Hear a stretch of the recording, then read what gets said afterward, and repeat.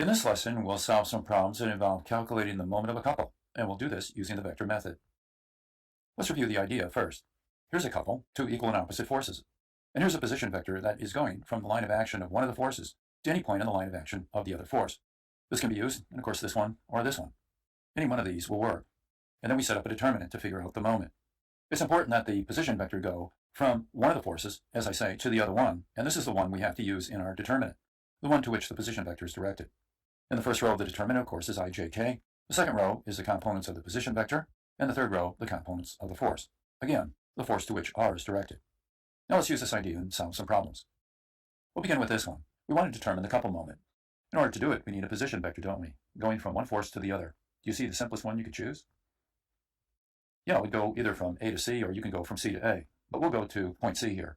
That means we have to use this force in our calculation. Here we'll set up our determinant with that in mind.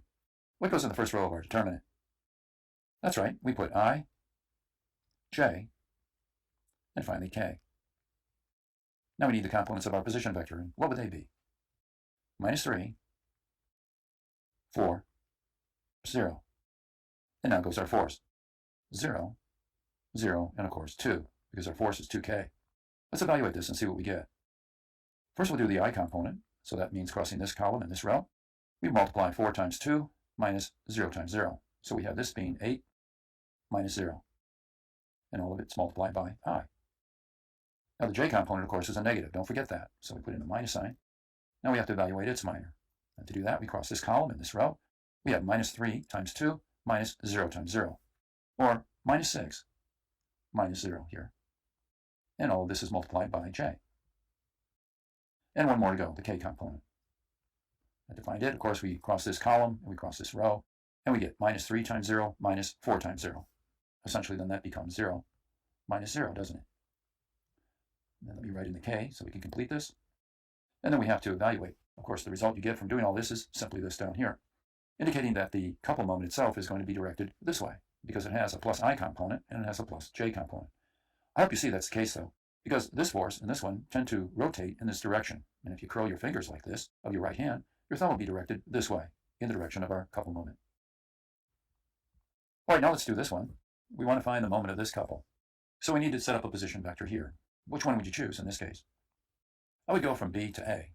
Doing that, of course, the moment of this force around this point would be 0, and we simply find the moment of this force around B. In order to set it up then, for the first row we write ijk. And now what do we put in the second row? Well, looking at our position vector, it would be 1.5, and then -2, and finally we have 3.